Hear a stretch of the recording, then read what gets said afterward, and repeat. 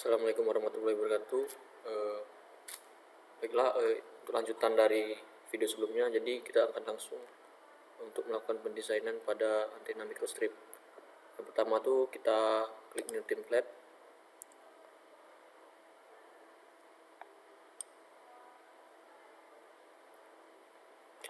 Jadi untuk mengapa dia cukup lama tuh karena spek komputer masing-masing. Kemudian microwave, RF or optical, kemudian kita pilih antena, dan kemudian kita pilih untuk yang workflow-nya itu planar.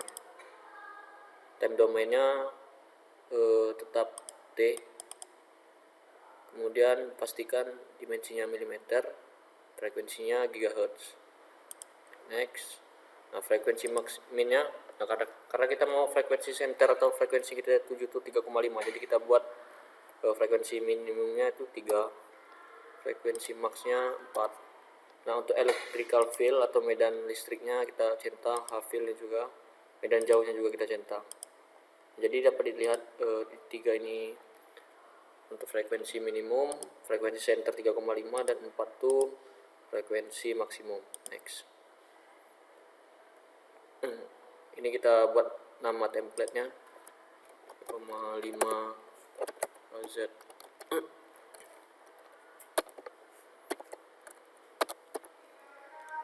Finish.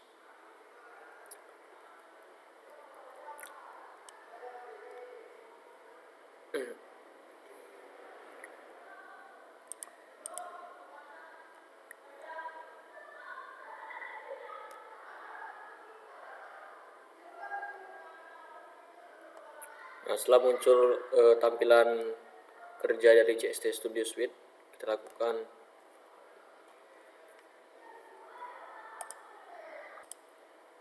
langsung saja kita lakukan memasukkan parameter list. Nah, jadi di sini. Jadi kita masukkan nilai parameter listnya sesuai dengan parameter list yang sudah kita tentukan. Nah, jadi ini parameter list antena. Jadi kita masukkan W-nya itu 26,327, L-nya 20,15, dan seterusnya. Parameter list ini akan dimasukkan ke dalam CST. Nah, jadi ini sudah saya masukkan, jadi tinggal inputkan aja namanya W atau variabelnya W, kemudian nilainya berapa, masukkan dengan satuan milimeter yang sudah kita tentukan waktu baru masuk CST tadi. Nah,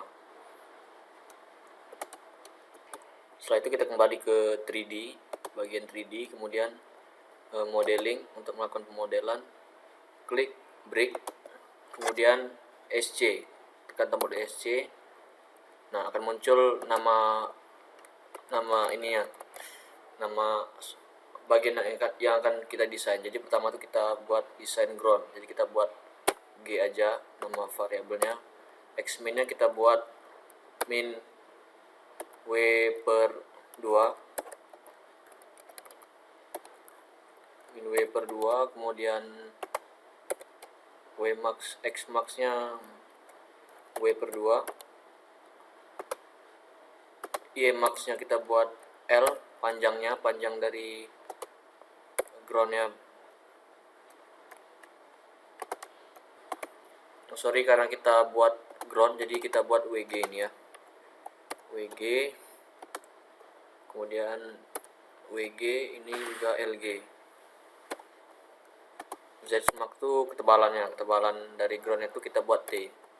Nah, jadi informasi untuk yang T ini adalah ketebalan dari konduktor, sedangkan H ini ketebalan dari substrat. Nah, kemudian untuk material kita pilih load from material, kita cari copper karena groundnya kita gunakan copper, tembaga. Nah, jadi kita klik yang copper annihilate, load.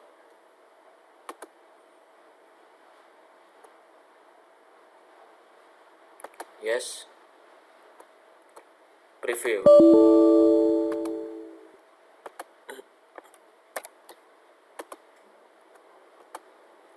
Nah, ini groundnya sudah dapat dilihat.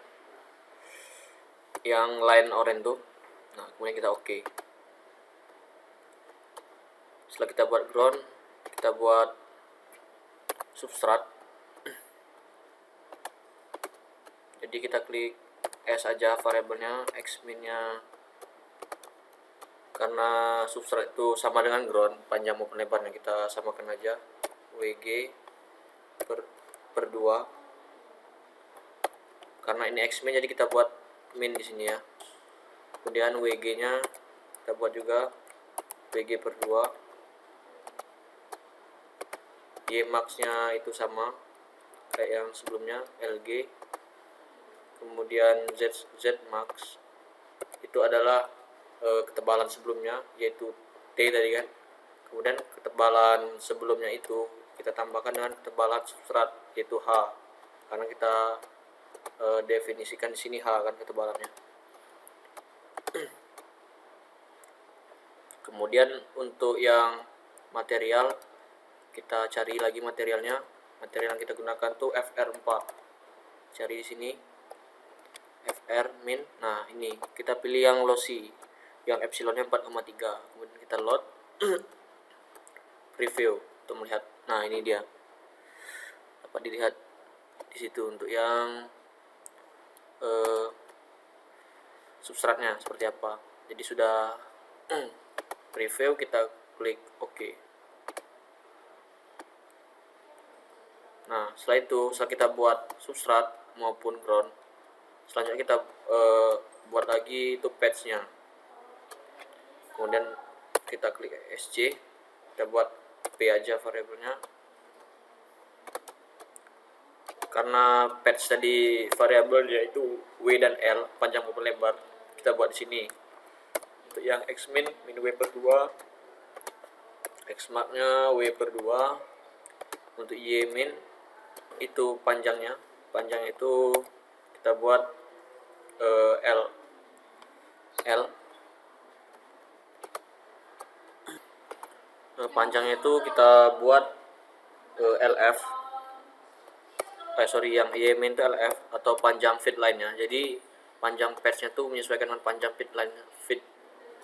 feed line atau saluran pencatu sebelumnya. Kemudian L untuk yang ymax itu LF tambah L. Jadi panjang feed line ditambah dengan panjang patch. Untuk zmin itu adalah ketebalan sebelumnya, itu ketebalan dari ground dan juga ketebalan dari substrat. Nah, untuk yang zmax itu ketebalan ground ditambah ketebalan substrat ditambah ketebalan patch. Ketebalan patch itu kan sama dengan ketebalan dari kopernya. Jadi patch itu kita gunakan bahan koper, sementara bahan di antara ini patch dan juga ground itu substrat. Sehingga untuk ketebalannya itu ada 3, ketebalan ground ditambah ketebalan substrat ditambah ketebalan patch. Nah, untuk yang materialnya kita ganti copper annealed atau tembaga. Kita preview.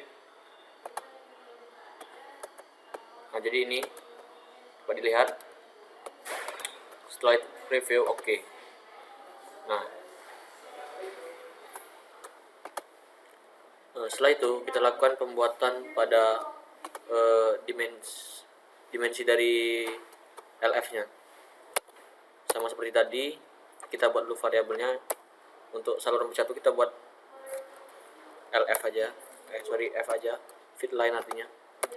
Xmin-nya tuh karena variabel dari feed line itu sudah kita masukkan di parameter list, jadi kita buat sesuaikan.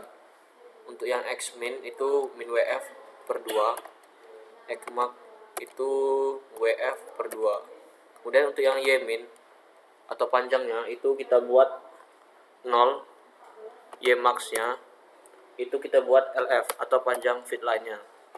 Untuk yang zmin itu kita buat ketebalannya. Ketebalan itu adalah ketebalan tembaga ditambah ketebalan substrat. Kemudian untuk yang zmax itu adalah ketebalan ground ditambah ketebalan substrat ditambah ketebalan patch atau ketebalan saluran pencatu. Nah, saluran pencatu kan sama-sama konduktor, oleh karena itu kita buat juga T di situ. Untuk material pas copper, nah langsung aja kita preview. Nah, sudah jadi, dapat dilihat. kita klik OK.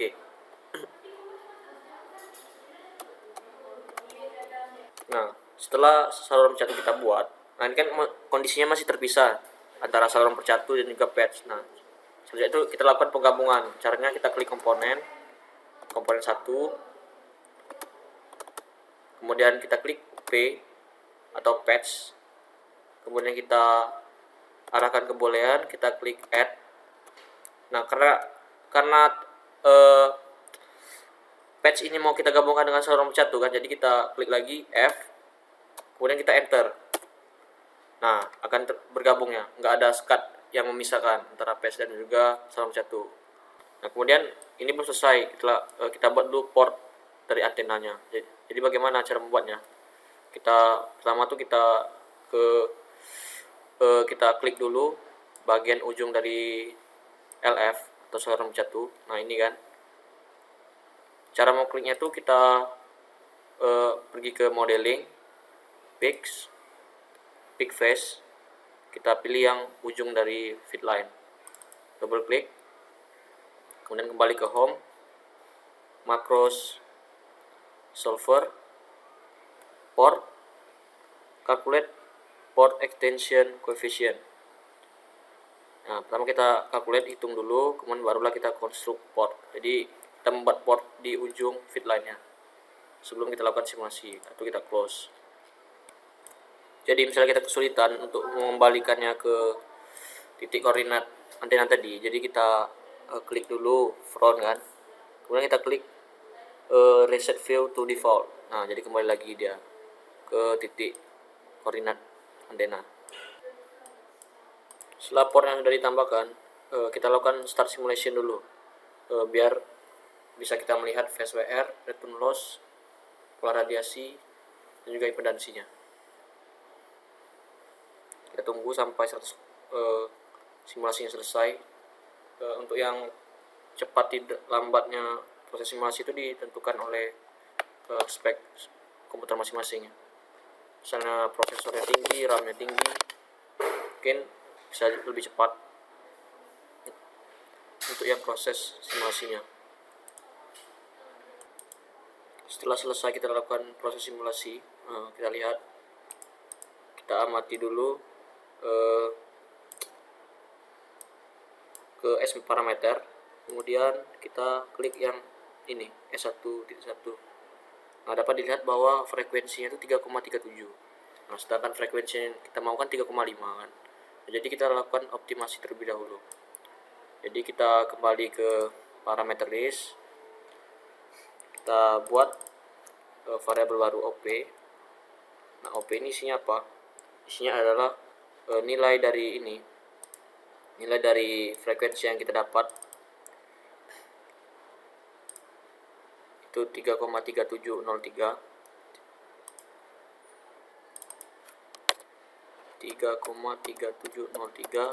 kita bagi dengan frekuensi yang kita inginkan 3,5. Jadi kita enter. Nah, ini hasilnya kan. Nah, hasil dari OP itu kita kalikan ke setiap parameter list yang udah kita buat. Jadi baik L nya kita kalikan sama OP, WG juga. Untuk H dan T tidak kita kalikan OP, karena yang kita kalikan OP itu cukup yang panjang dan juga lebar. Untuk ketebalan tidak usah. Nah, setelah kita kalikan OP, kita lakukan kembali ke 3D. Nah, di sini kan ada keterangan some variable have been modified. Jadi sudah dimodif variabel kita. Jadi kita klik F7 aja untuk mengupdate. Setelah diupdate, ini kan belum berubah kan. Jadi kita lakukan simulasi dulu. Kita lakukan proses simulasi, start simulasi lagi untuk mengupdate parameter yang sudah kita rubah untuk melihat nilai frekuensi, phase WR, return loss, dan impedansi serta pola radiasinya. Ditunggu lagi beberapa saat. Setelah selesai melakukan simulasi, kita amati perubahan frekuensinya. Nah, jadi frekuensinya sekarang yang untuk yang optimisasi pertama itu sudah mendekati 3,5 atau 3,48.